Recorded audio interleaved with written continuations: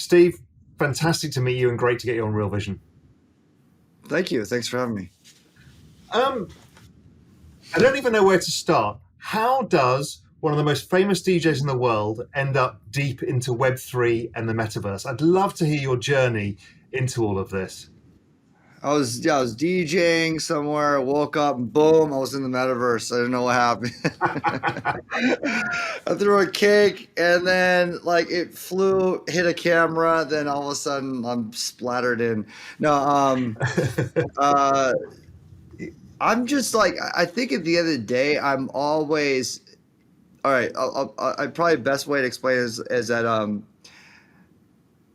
as a producer, you have to always think about what the future looks like.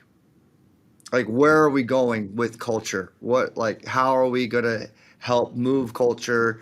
And the best musicians and producers are the ones that are actually very good at predicting where things are going to go because they're actually carving the road, right? Um, I feel like in some instances I've been pretty good about being ahead, and obviously in others I'm not. But that's like my job is when I'm in the studio, I'm creating, thinking about what does the future look like of music, right? Um, and I think with that kind of mindset, always already interested in what the future looks like in all different realms that accompany my brain cycles. Like whatever I'm thinking about or part of, whatever I'm passionate about. Um, I want to, in many ways, I'm a guinea pig myself.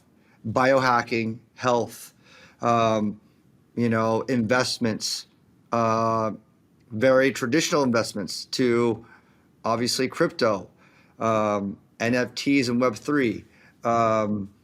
Alternative assets and investments. And I'm a collector as well. So I love thinking, is this going to be the next speculation that's going to pop? Things like that. Um, so I've always had like an interest in that, in all the different areas of industry I'm part of, is where we're going. So I think just with that mindset alone, um, it's flung me into Web3 just enough to where I'm really enjoying it, and then the rest is history, Well, right? talk to me. Most people's journey starts with crypto. Was that the start of your journey as well? Seeing this new technology, thinking this is interesting, kind of piques your brain, your intellect. How did the seed get planted in your head about, okay, this is something really huge? You can't be involved in Web3 without being involved in crypto. But I mean, when you Yeah, start, I mean, like that's to me that's like a standard. I got into crypto in 2018. right? Um, that's when I hit up my business management team like, guys, I want to put 500K into Bitcoin, Ethereum, you know, um, and I'm like, my team is very, very, they safeguard all my money. They don't really push me into, you know, far flinging investments or something that's like outside the norm. So it has to come from me. So I really had to like push that button with my team. But that's how I am. That's how I've been. And I've, as far as investing into like all these various startups and various companies that have, you know, to me, like not many people are looking into. I have a, I'm not to digress here, but I have a foundation focused on brain research, and I'm looking into research orgs and scientists that are doing really forward-thinking research on the brain. That's what's interesting to me the most than what everyone's already jumping into. I want to know I'd rather know what the small circles are doing. And, just to digress even further, that's where the reason why my career is where I'm at is because it all grew from these little cultures that were really small and brewing, but there was a lot of passion and there's a lot of excitement. And then we were like creating so much noise that the whole rest of the world is like, what's going on over here? you know. So I think that synergy is happening here in Web3. These communities that are forming in Discord and Twitter, and now in real time, because now the IRL has happened. COVID definitely helped really spark that for me to like where I was like, okay, we're not just swimming at the top. We're gonna go scuba diving. We're gonna go down to the deepest part because I had time. You need time to do that, right? And that was the big light bulb moment for everybody. Everybody had time to go and look at this stuff. There was a couple of things. Is watching the documentary about you years ago when it came out is like, fucking hell, that guy works hard. He's on a plane endlessly, and how unscalable is this as the music industry had changed, right? I was just thinking, this is not a scalable industry because live is the only way of creating scarcity, and then you can charge, right? And everybody in the music industry was going through the same thing. The big unlock for me was meeting Andre. I don't know if you know Andre. Yeah, I know Andre. Yeah. And Andre, about 2 years ago or so, said, well, this is what I'm doing. And I'm like, of course. And that started me on this Web3 journey of realizing that being able to scale the relationship between musician, artist, and fan is an entire game changer. Yeah, agreed. Yeah. Because, you look at all of the bands now, all of the artists, DJs, everybody has to tour. And it's a hard thing. So suddenly the Web3 unlock gets rid of the economic hurdle as well. The fact that 80% of the economics go to somebody else, not you. And you're the one doing all the work. That unlock was super interesting. It's got me down the journey, particularly in the music world. And people like Justin, Blau, you obviously know as well, all of these people. What was it that you saw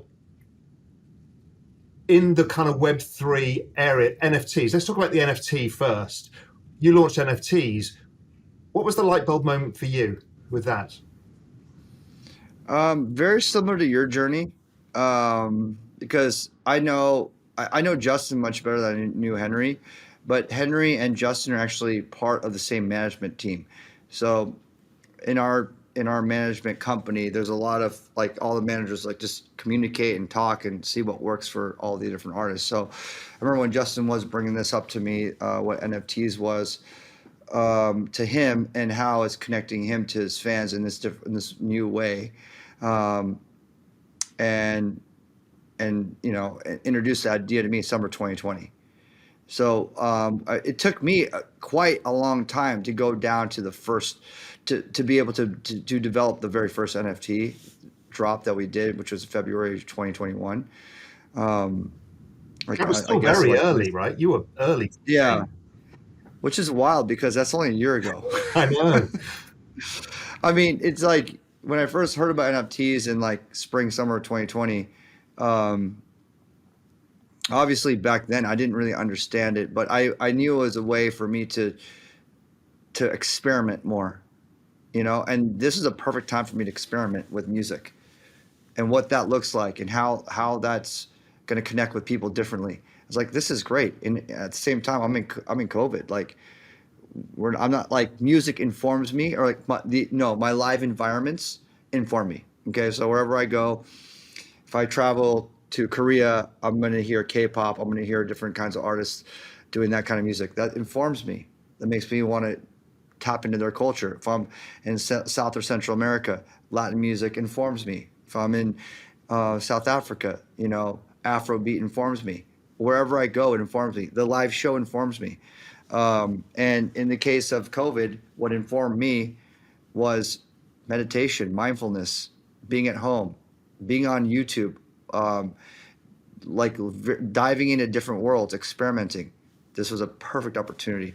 So I guess the light bulb switch was during that time. And just like I was saying before, is that I had the time to be able to dive into something brand new, but the light bulb switch was still dim.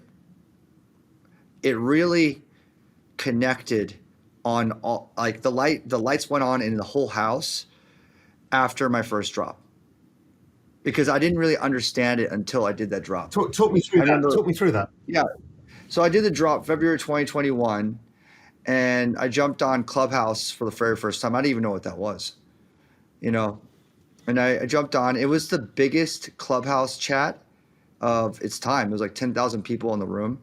But I didn't understand what that meant. You know, I was just excited about this drop. A lot of people were jumping on.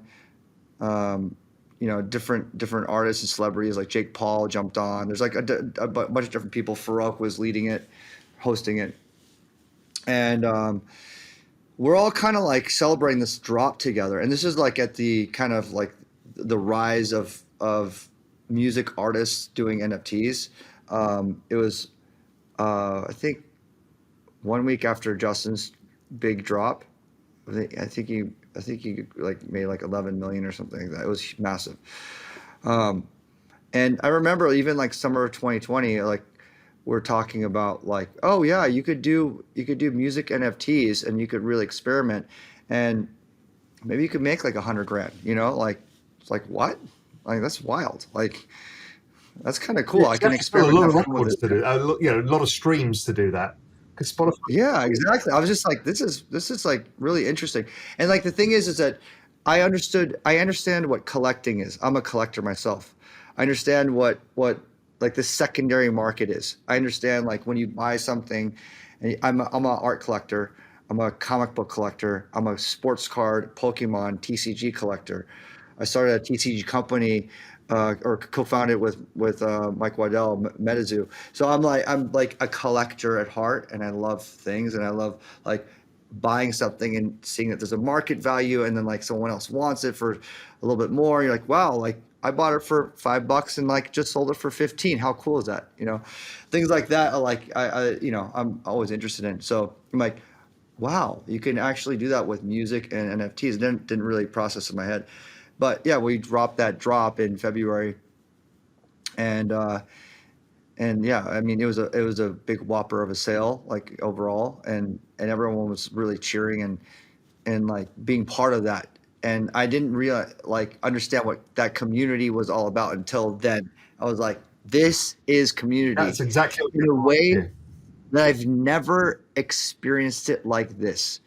Because when you think of community, you think about, for me, community is like my shows, like in person.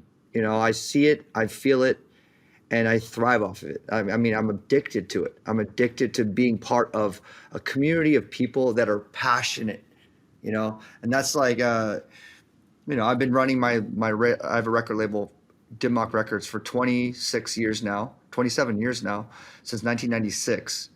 So, yeah, I mean, I like, you know, without a community that were coming to the shows, that were coming to the parties, that were supporting our small scale business and, you know, community, the culture of music, we would not exist. So it's so important, like that community enriching and conversation is important.